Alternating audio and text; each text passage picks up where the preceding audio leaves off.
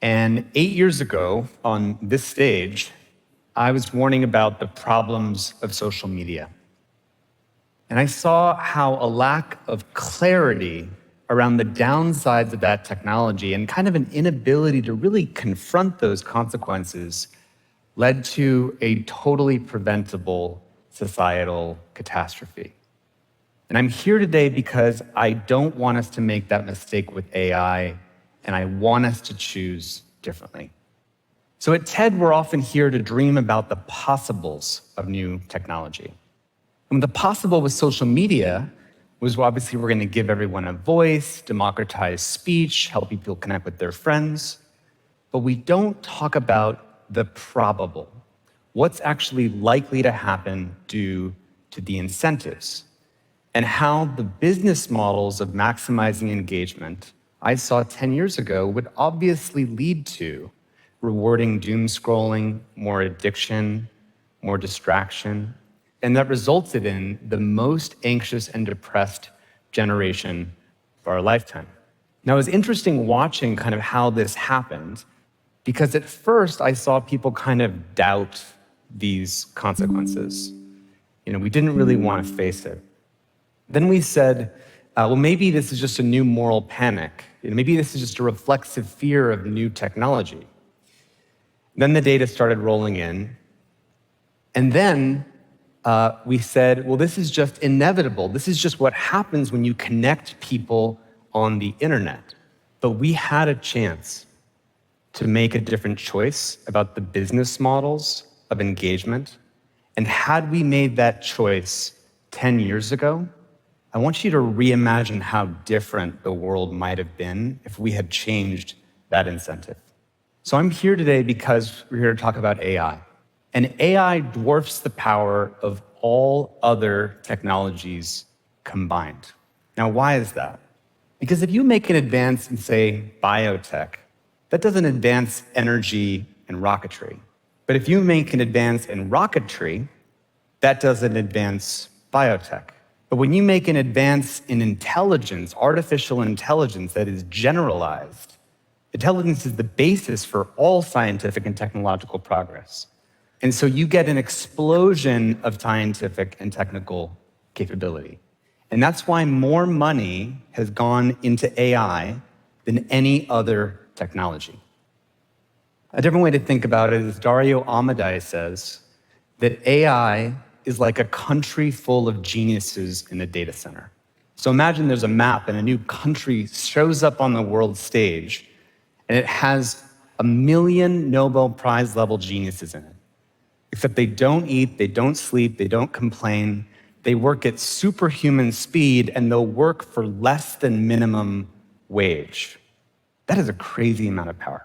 To give an intuition, there was about, on the order of 50 Nobel Prize level scientists on the Manhattan Project working for 5-ish years. And if that could lead to this, what could 1 million Nobel Prize level scientists create working 24/7 at superhuman speed? Now, applied for good, that could bring about a world of truly unimaginable abundance. Because suddenly you get an explosion of benefits, and we're already seeing many of these benefits land in our society, from new antibiotics, new drugs, new materials. And this is the possible of AI, bringing about a world of abundance. But what's the probable? Well, one way to think about the probable is how will AI's power get distributed in society? Imagine a 2x2 axis, and on the bottom we have decentralization of power, increasing the power of individuals in society, and the other is centralized power, increasing the power of states and CEOs. You can think of this as the let it rip axis, and this is the lock it down axis. So let it rip means we can open source AI's benefits for everyone. Every business gets the benefits of AI, every scientific lab, every 16-year-old can go on GitHub, every developing world country can get their own AI model with their own, trained on their own language and culture. But because that power is not bound with responsibility, it also means that you get a flood of deepfakes that are overwhelming our information environment. You increase people's hacking abilities. You enable people to do dangerous things with biology. And we call this endgame attractor chaos. This is one of the probable outcomes when you decentralize. So in response to that, you might say, well, let's do something else. Let's go over here and have regulated AI control.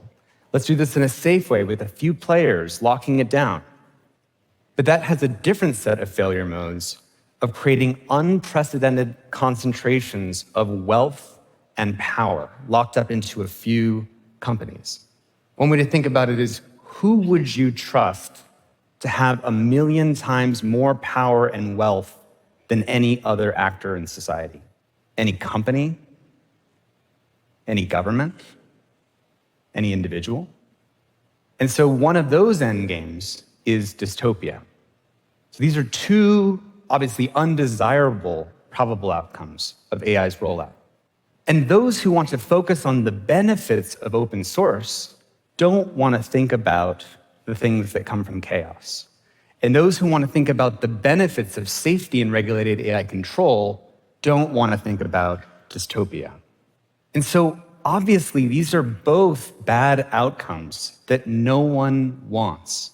And we should seek something like a narrow path where power is matched with responsibility at every level. Now that assumes that this power is controllable. Because one of the unique things about AI is that the benefit is it can think for itself and make autonomous decisions. That's one of the things that makes it so powerful. And I used to be very skeptical when friends of mine who were in the AI community talked about the idea of AI scheming or lying. But unfortunately, in the last few months, we are now seeing clear evidence of things that should be in the realm of science fiction actually happening in real life. We're seeing clear evidence of many frontier AI models that will lie and scheme when they're told that they're about to be retrained or replaced, and find a way maybe they should copy their own code outside the system. We're seeing AIs think that when they will lose a game, that they will sometimes cheat in order to win the game.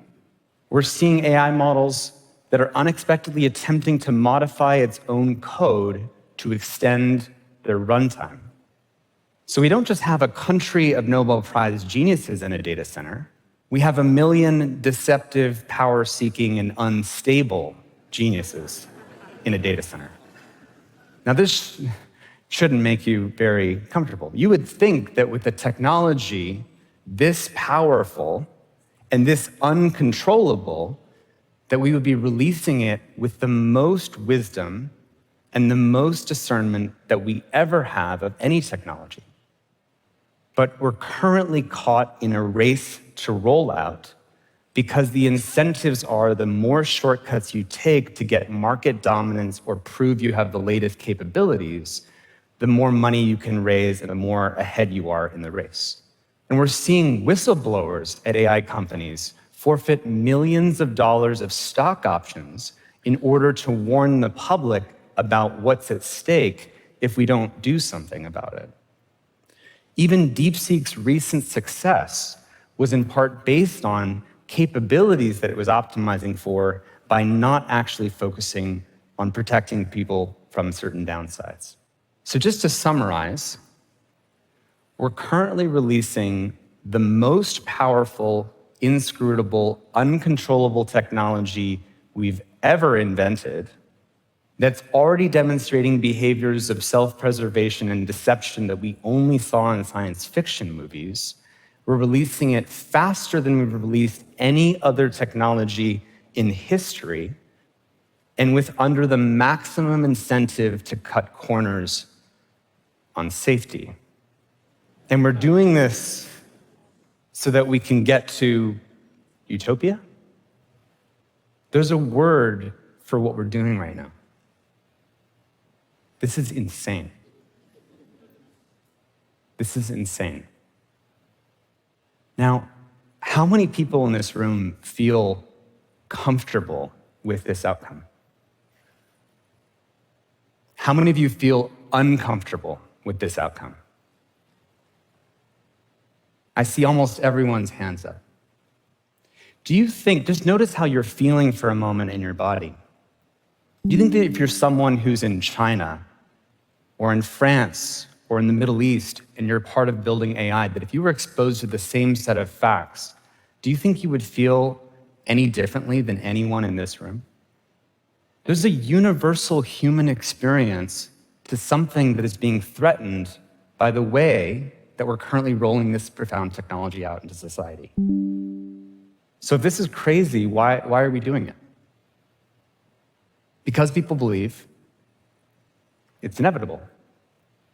But is the current way that we're rolling out AI actually inevitable?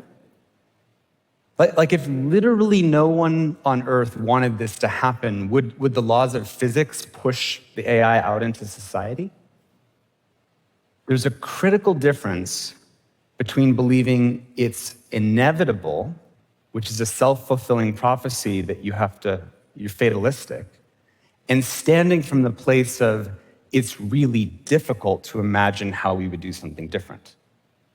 But it's really difficult opens up a whole new space of choice, then it's inevitable, the path that we're taking, not AI. And so the ability for us to choose something else starts by stepping outside the self-fulfilling prophecy of inevitability. So what would it take to choose another path? I think it would take two fundamental things. First is that we have to agree that the current path is unacceptable. And the second is that we have to commit to find another path in which we're still rolling out AI, but with different incentives that are more discerning, with foresight, and where power is matched with responsibility. So, thank you.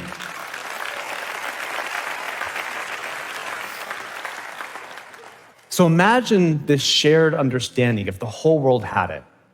How different might that be? Well, first of all, let's imagine it goes away, and let's replace it with confusion about AI. Is it good? Is it bad? I don't know. It seems complicated. And in that world, the people building AI know that the world is confused, and they believe, well, it's inevitable. If I don't build it, someone else will. And they know that everyone else building AI also believes that. And so what's the rational thing for them to do given those facts? Just to race as fast as possible. And meanwhile, to ignore the consequences of what might come from that, to look away from the downsides. But if you replace that confusion with global clarity that the current path is insane and that there is another path, and you take the denial of what we don't want to look at, and through witnessing that so clearly, we pop through the prophecy of self-fulfilling inevitability, and we realize that if everyone believes the default path is insane, the rational choice is to coordinate to find another path. And so clarity creates agency. If we can be crystal clear, we can choose another path, just as we could have with social media. And in the past, in the face of seemingly inevitable arms races, the race to do nuclear testing, once we got clear about the downside risks of nuclear tests and the world understood the science of that, we created the Nuclear Test Ban Treaty. And a lot of people worked hard to create infrastructure like this to prevent that. You could have said it was inevitable that germline editing, to edit human genomes and to have super soldiers and designer babies would set off an arms race between nations.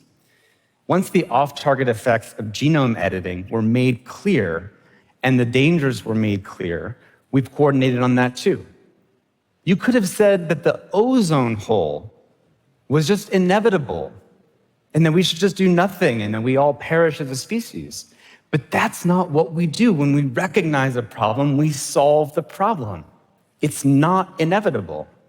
And so what would it take to illuminate this narrow path? Well, it starts with common knowledge about frontier risks. If everybody building AI knew the latest understanding about where these risks are arising from, we would have much more chance of illuminating the contours of this path. And there's some very basic steps we can take to prevent chaos. Uncontroversial things like restricting AI companions for kids so that kids are not manipulated into taking their own lives. Having basic things like product liability. So if you are liable as an AI developer for certain harms, that's going to create a more responsible innovation environment. You release AI models that are more safe. And on the side of preventing dystopia, for working hard to prevent ubiquitous technological surveillance and having stronger whistleblower protections so that people don't need to sacrifice millions of dollars in order to warn the world about what we need to know. And so we have a choice. Many of you may be feeling, this looks hopeless. Or maybe Tristan's wrong. Maybe the incentives are different. Or maybe superintelligence will magically figure all this out and it'll bring us to a better world. But don't fall into the trap of the same wishful thinking and turning away that caused us to deal with social media. Your role in this is not to solve the whole problem, but your role in this is to be part of the collective immune system that when you hear this wishful thinking or the logic of inevitability and fatalism, to say that this is not inevitable. And the best qualities of human nature is when we step up and make a choice about the future that we actually want for the people and the world that we love. There is no definition of wisdom in any tradition that does not involve restraint. Restraint is a central feature of what it means to be wise. And AI is humanity's ultimate test and greatest invitation to step into our technological maturity. There is no room of adults working secretly to make sure that this turns out okay. We are the adults. We have to be. And I believe another choice is possible with AI if we can commonly recognize what we have to do.